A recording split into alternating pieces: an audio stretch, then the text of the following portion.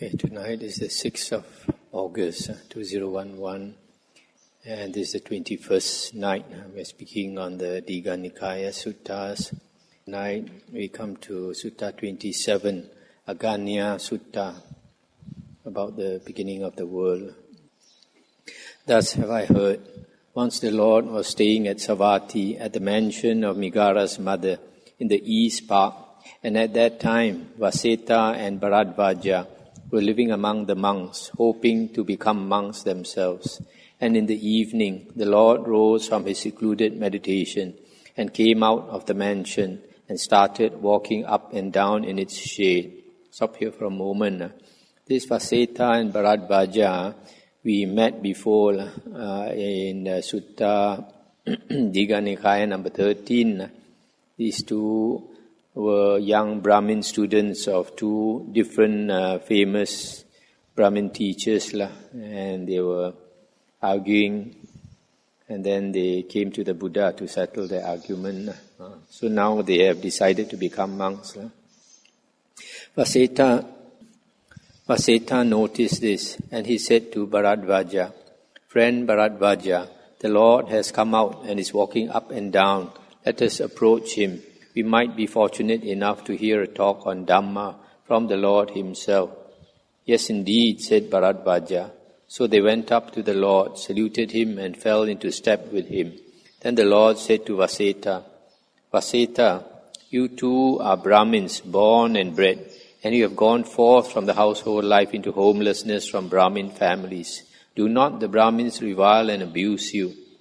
And Vaseta replied, "Indeed, Lord, the Brahmins do revile and abuse us. They don't hold back with their usual flood of reproaches."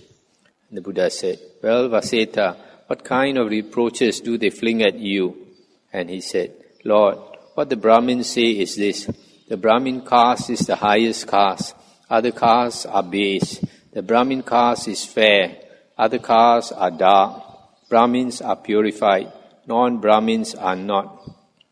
The Brahmins are the true children of Brahma, born from his mouth, born of Brahma, created by Brahma, heirs of Brahma. And you have deserted the highest class and gone over to the base class of shaveling petty ascetics, servants, dark fellows born of Brahma's foot. It's not right, it's not proper for you to mix with such people. That is the way the Brahmins abuse us, Lord." Then Vaseta, the Buddha said, "The Brahmins have forgotten their ancient tradition when they say that, because we can see Brahmin women, the wives of Brahmins, who menstruate and become pregnant, have babies and give suck, and yet these womb-born Brahmins talk about being born from Brahma's mouth. These Brahmins misrepresent Brahma, tell lies, and earn much demerit." Stop here for a moment. So you see, people tend to believe what they like to believe, although the fact is very clear, and yet they keep believing what they like to believe. And the Buddha continued, "There are, Vaseta, these four castes, the Katyas, the Brahmins, the merchants, and the artisans. And sometimes a Katya takes life, takes what is not given, commits sexual misconduct, tells lies, indulges in slander, harsh speech or idle chatter, is grasping, malicious, or of wrong views. Thus such things as are immoral and considered so, blameworthy and considered so, to be avoided and considered so, ways unbefitting an Aryan and considered so, black with black result and blamed by the wise, are sometimes to be found among the Katyas, and the same applies to Brahmins, merchants, and artisans. Sometimes too, a Katya refrains from taking life, etc., refrains from other wrong actions. Is not grasping, malicious, or of wrong views. Thus such things as are moral and considered so, blameless and considered so, to be followed and considered so, ways befitting an Aryan and considered so, bright with bright results, and praised by the wise, are sometimes to be found among the Katyas, and likewise among Brahmins, merchants, and artisans. Now since both dark and bright qualities, which are blamed and praised by the wise, are scattered indiscriminately among the 4 castes. The wise do not recognize the claim about the Brahmin caste being the highest. Why is that? Because Vaseta, anyone from the 4 castes who becomes a monk, an arahant who has destroyed the asavas, who has lived the life, done what had to be done, laid down the burden, reached the highest goal, destroyed the fetter of becoming, and become emancipated through super knowledge. He is proclaimed supreme by virtue of Dhamma and not of non-Dhamma. Dhamma is the best thing for people in this life and the next as well.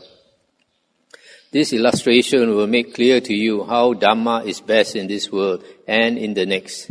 King Pasenadi of Kosala knows the ascetic Gautama has gone forth from the neighboring clan of the Sakyans. Now the Sakyans are vassals of the king of Kosala. They offer him humble service and salute him, rise and do him homage, and pay him fitting service. And just as the Sakyans offer the king humble service, etc., so likewise does the king offer humble service to the Tathagata, thinking, if the ascetic Gautama is well born, I am ill born. If the ascetic Gautama is strong, I am weak. If the ascetic Gautama is pleasant to look at, I am ill-favored. If the ascetic Gautama is influential, I am of little influence. Now it is because of honoring the Dhamma, making much of the Dhamma, esteeming the Dhamma, doing reverent homage to the Dhamma, that King Pasenadi does humble service to the Tathagata and pays him fitting service. Dhamma is the best thing for people in this life and the next as well. Stop here for a moment. So here the Buddha makes it plain how Dhamma is more important. King Pasenadi, he is the king of the King Pasenadi is the king of the country of Kosala, and the Sakyans live in the country of Kosala. So the Sakyans pay homage to the king Pasenadi. But even though the Buddha is a Sakyan, just like the other Sakyans, but the king pays homage to the Buddha. So because of Dhamma, that's why the Buddha says Dhamma is the most important. And the Buddha continued, Vaseta, all of you, though of different birth, name, clan and family, who have gone forth from the household life into homelessness, if you are asked who you are, you should reply, we are samanas or ascetics, sons of the Sakyan, Sakya Putta. He whose faith in the Tathagata is settled, rooted, established, solid, unshakable by any ascetic or Brahmin, any Deva or Mara or Brahma or anyone in the world can truly say, I am a true son of the Blessed Lord, born of his mouth, born of Dhamma, created by Dhamma, an heir of Dhamma.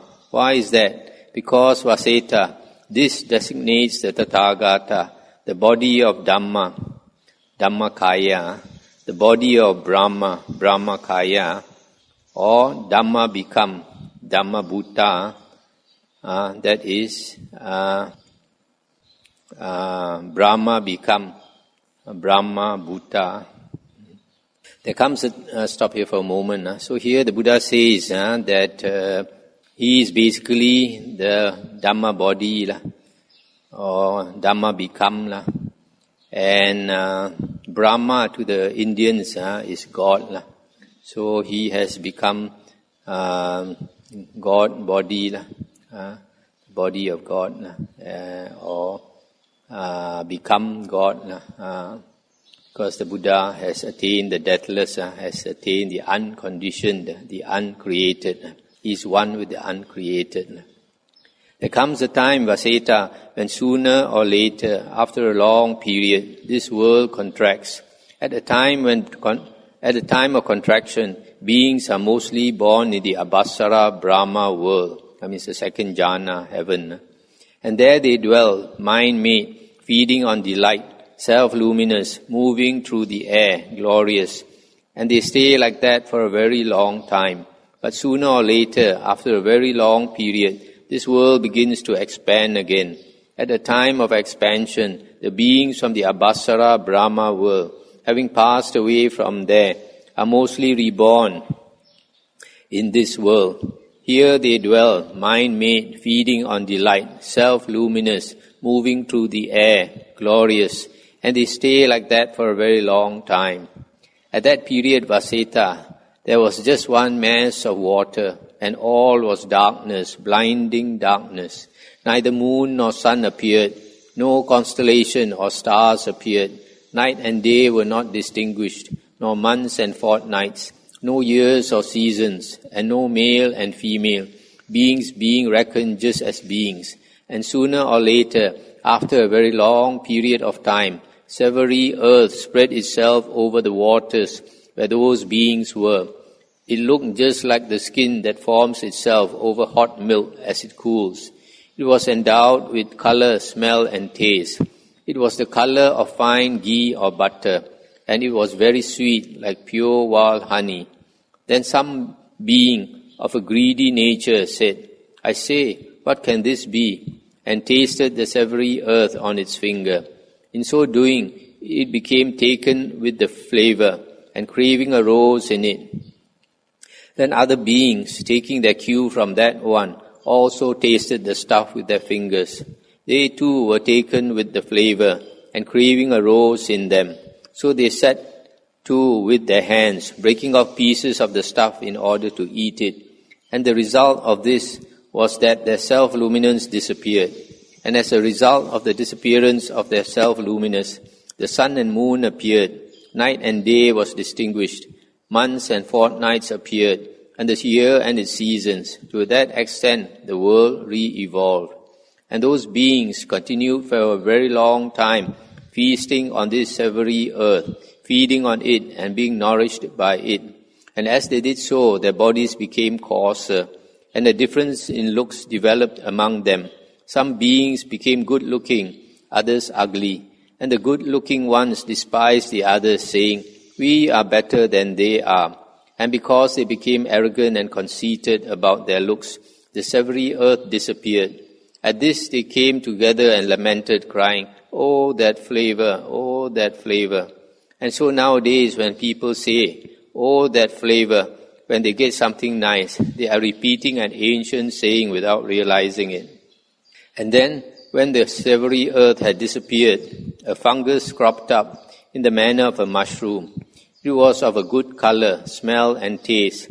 It was the color of fine ghee or butter, and it was very sweet, like pure wild honey. And those beings sat to and ate the fungus. And this lasted for a very long time.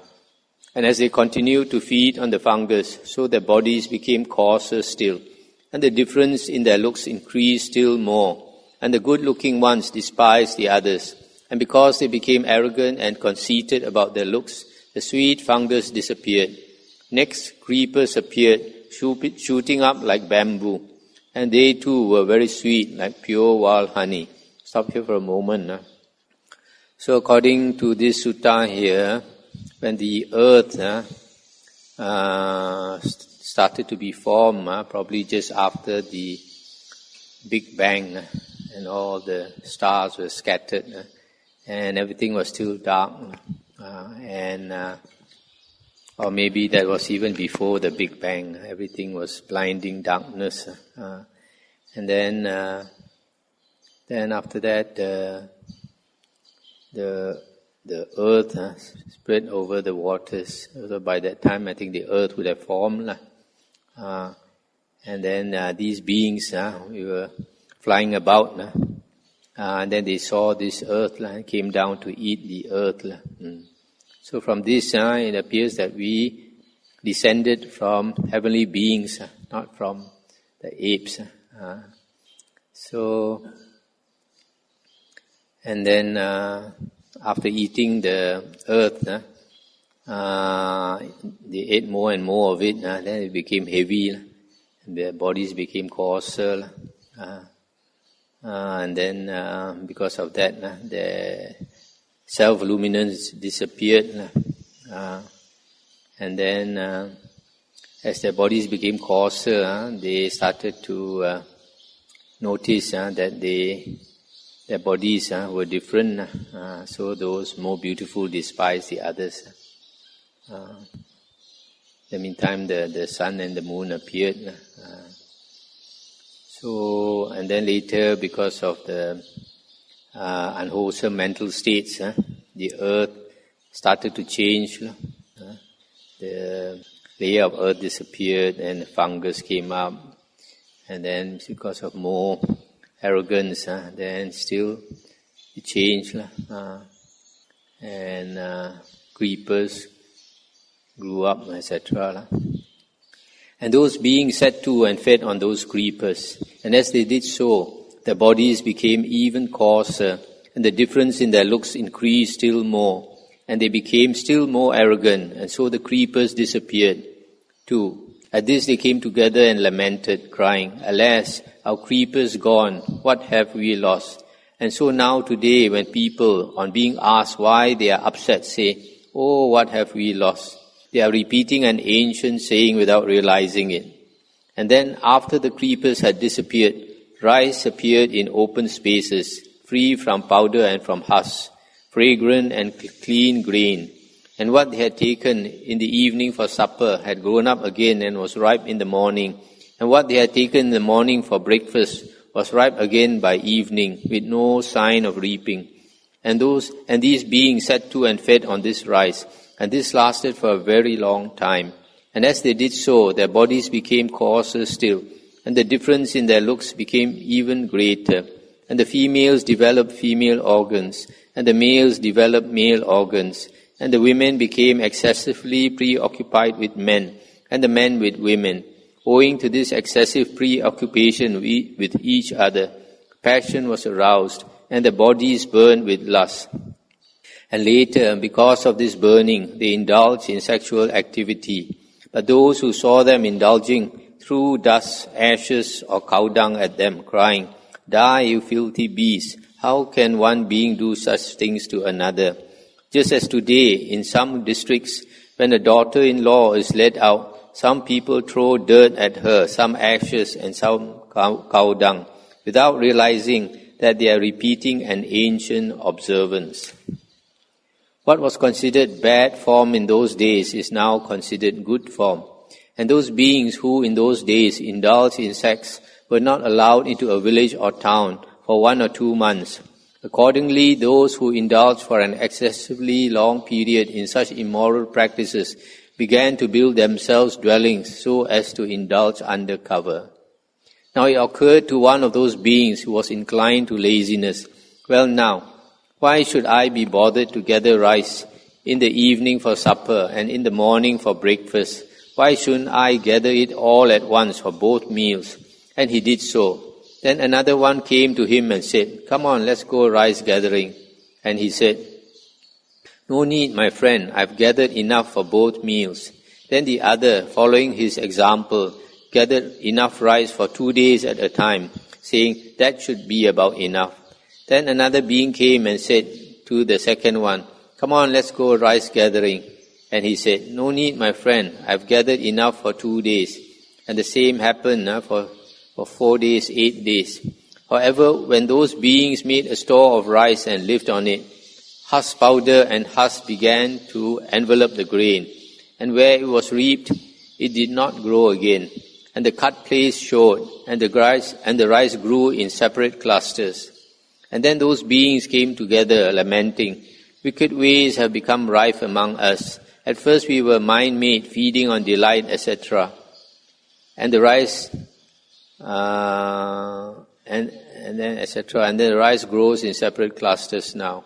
So let us divide up the rice into fields with boundaries." And they did so.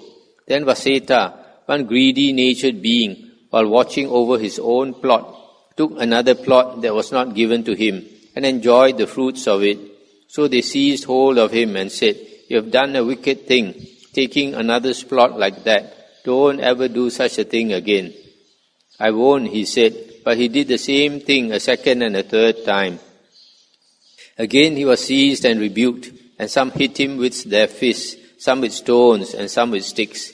And in this way Mahathera, taking what was not given, and censuring and lying and punishment took their origin.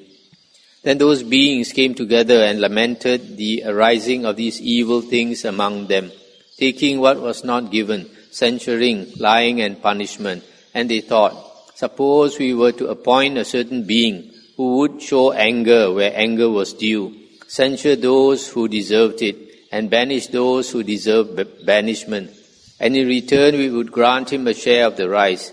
And so they went to the one among them who was the handsomest, the best looking, the most pleasant and capable, and asked him to do this for them in return for a share of the rice, and he agreed.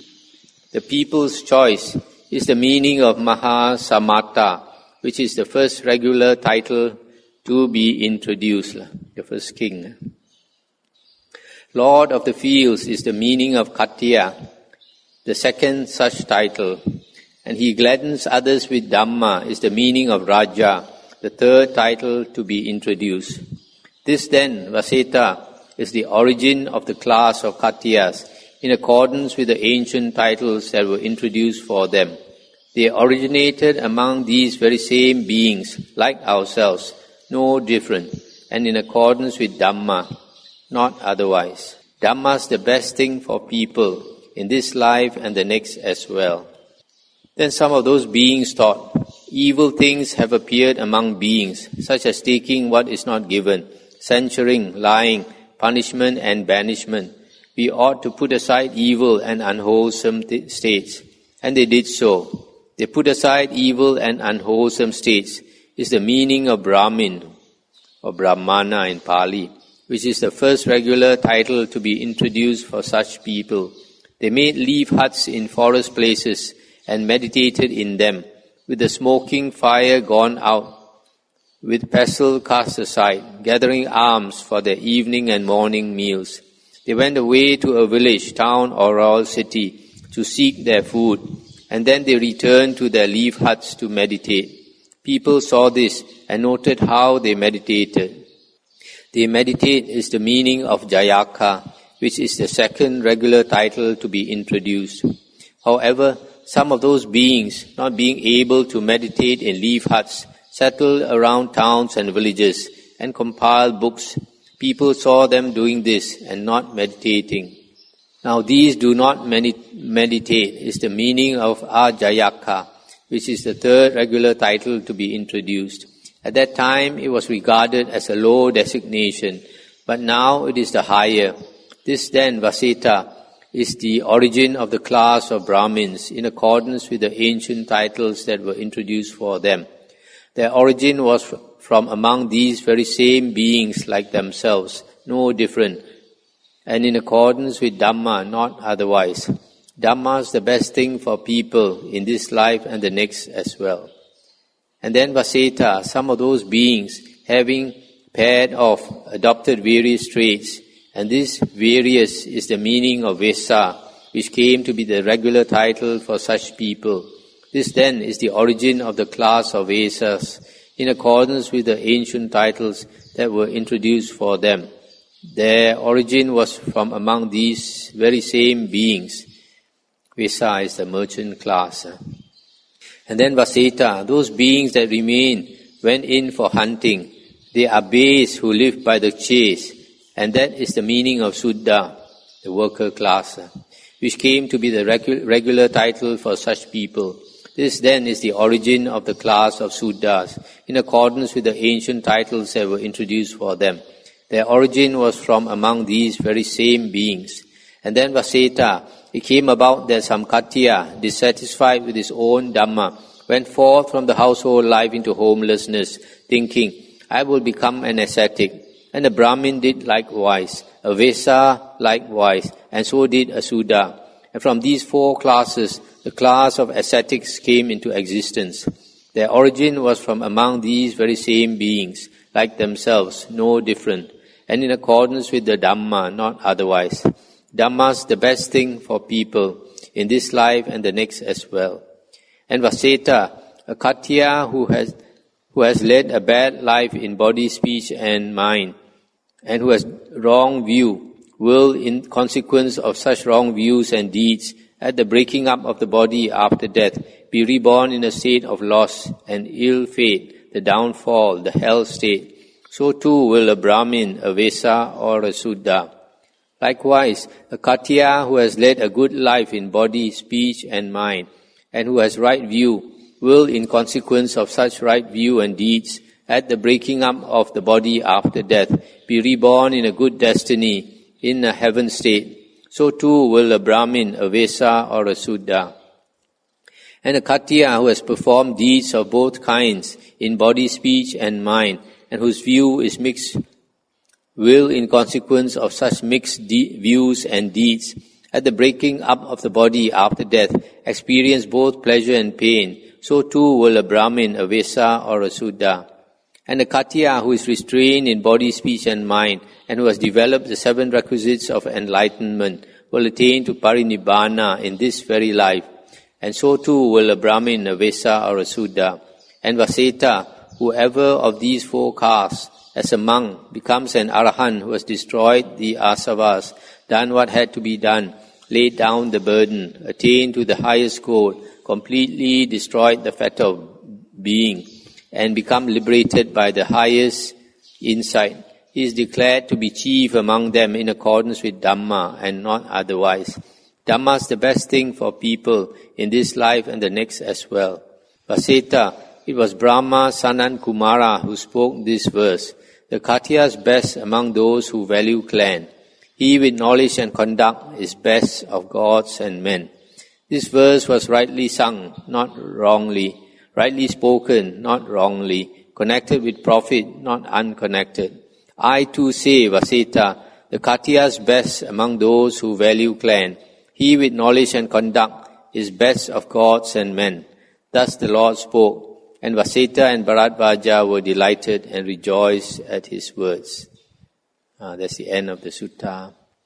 So here the Buddha goes to show these 2 young Brahmins that in so many instances the Dhamma is the most valued. That's why somebody who practices the Dhamma is the most respected.